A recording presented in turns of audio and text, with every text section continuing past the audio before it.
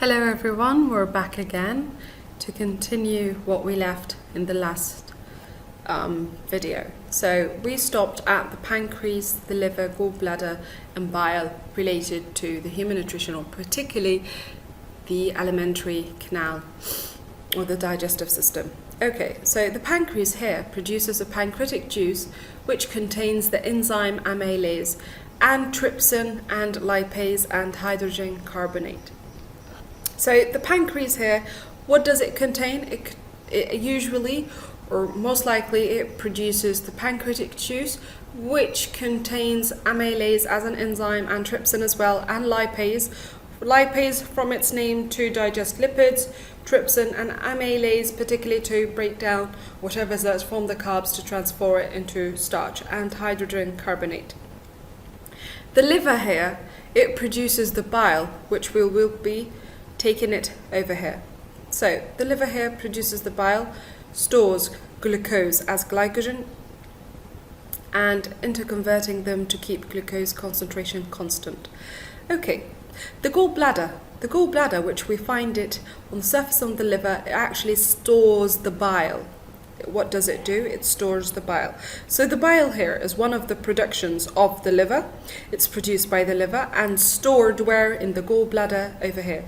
Okay, what's the function of the bile? The bile here plays a major role in emulsifying fats to make it soluble by the system or the body itself, and to increase the surface area for the action of the enzyme. So the bile here plays two major roles. The first thing that emulsifies fats, and the second one to increase the surface area for the action of the enzymes. Here we have the other parts. We have the large intestine, which is a tube-shaped organ composed of two parts, the colon and the rectum. The colon here is an organ for absorption of minerals and vitamins and reabsorbing water from waste to maintain body water levels. So the colon here absorbs the minerals and vitamins and reabsorbs the water from waste to maintain body's water levels. The rectum here, where the feces are temporarily stored, and the anus is a ring of muscle at the end of the digestive system, and which controls when feces are released. The second major thing that we're going to talk about here today is the diarrhea. Diarrhea here, it's like it can be caused by several things, and the main cause of having diarrhea, it's like when you eat something which is not clean, getting poisoned, like food poisoning. If like you decided for tonight to have some junk food, fast food, and you ordered, and somehow this place was not making the food in a proper way. For an example, they didn't wash the chicken very well, they didn't cook it very well, so practically here you will get food poisoned. And one of the signs that you get food poison is like you will have continuous diarrhea. Diarrhea here is like when not enough water is absorbed from the feces. To cure this is to give you oral rehydration therapy. Those who have food poisoning, what's the first thing that you get treated with when you go to the hospital? Normally is like you get oral rehydration or an IV rehydration with with salts and some liquid to freshen up your body, because after all you went through dehydration because of continuous diarrhea, so most of the water is actually been kicked out of your body. Okay, one of these infectious by bacterium causing the disease is cholera. For an example of that, a disease called cholera, which mainly affects the respiratory system, and one of the signs and symptoms for this disease is actually diarrhea. The cholera, and it's caused by a bacteria, by the way. The cholera bacterium produces a toxin that causes secretion of chloride ions into the small intestine, causing osmotic movement of water into the gut, which is into the stomach and intestines, causing diarrhea, dehydration and loss of salts from the blood. Now we come to the favorite part, teeth. We've got here 4 types of teeth that a human mouth usually consists of. We've got here the incisors or the incisors, depending on the pronunciation. We've got the canine, we've got the premolar, and we've got the molar. The incisors here are the 4 front teeth or four front teeth that we have in the upper and the lower jaw. The canine here, it's like when you have them like extremely pointed, you will tend not to be a vampire. So they are like the edgy tooth that comes on each angle of the jaw, the lower and the upper. The premolar is right after the canine, and there are two on each side. And the molars here, you've got supposed to have like three, but some of them, the third one is the wisdom tooth though, so it depends. Some of them have it and some of them not yet. The incisor here is a rectangle shape, sharp. It's used mainly for cutting and biting. It's like when you want to, you're struggling with your meat. If we are having like those kind of family gatherings on Friday and you're eating couscous or whatsoever and you're trying to have a battlefield with that meat, so you're going to actually bite it and struggle with it with the front tooth or the front teeth, exactly, the incisors. The canine is a bit sharp and pointed, so we use it for holding and cutting. The premolar is blunt, so we use it for chewing and crushing. As for the molars, you can see the shape over here.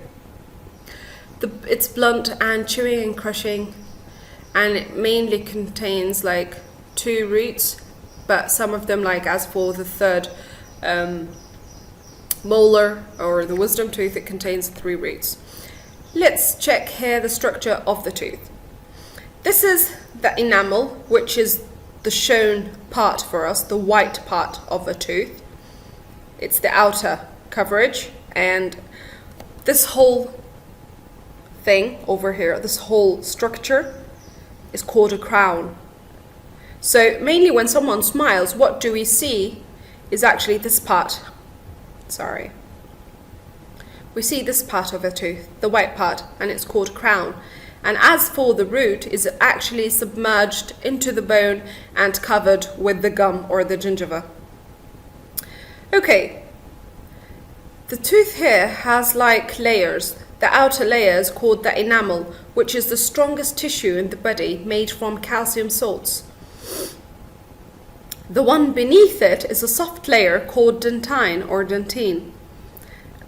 This is what's related for the crown. As for the cementum, it's like over here in the root section. And the pulp is the core of the tooth. Okay, so the cement here helps to anchor the tooth. The pulp cavity, which is here, it contains the blood vessels and the nerve. Sometimes like you have a severe pain and you can't like sleep, especially at night. This is a sign for us dentists. It's like, okay, you have a toothache. Like, can you describe the pain for me? Can you tell me like what's hurting you? And he was like, oh dear, I spent like 3 nights I couldn't sleep. So for us it would say like, oh, that means he has something, the caries or the decay has actually reached the point till it reached here, the pulp cavity. That means we have to go and treat your tooth with a sort of a treatment. We call it a root canal treatment. A root canal treatment, these are the root canals here. And that means that we have to remove the blood vessels and the nerves here in order to make you relieve and like to just clean up the caries if it's actually presence over here. The pulp cavity contains tooth-producing cells, blood vessels, and nerve endings which detect the pain. Dentine, which is here, the calcium salts deposit on a framework of collagen fibers, and the neck is actually between the crown and the root. It is the gums, which is here. Here. Okay. The tooth decay.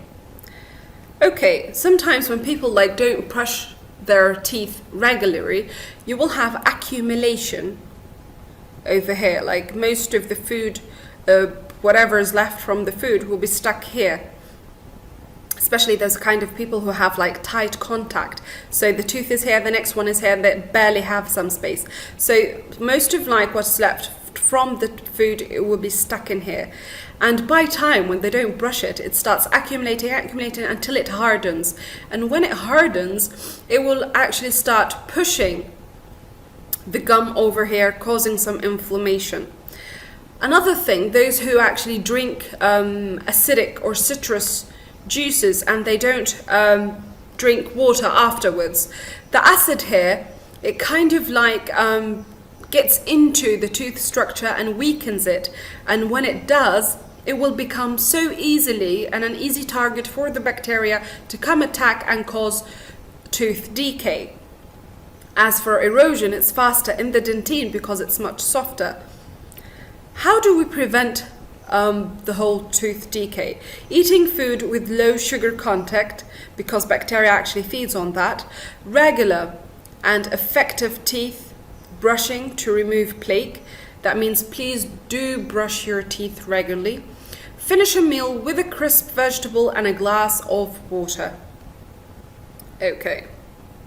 This will be the end for today's chapter. We actually finished this chapter for now, and wait for me for the next chapter, inshallah.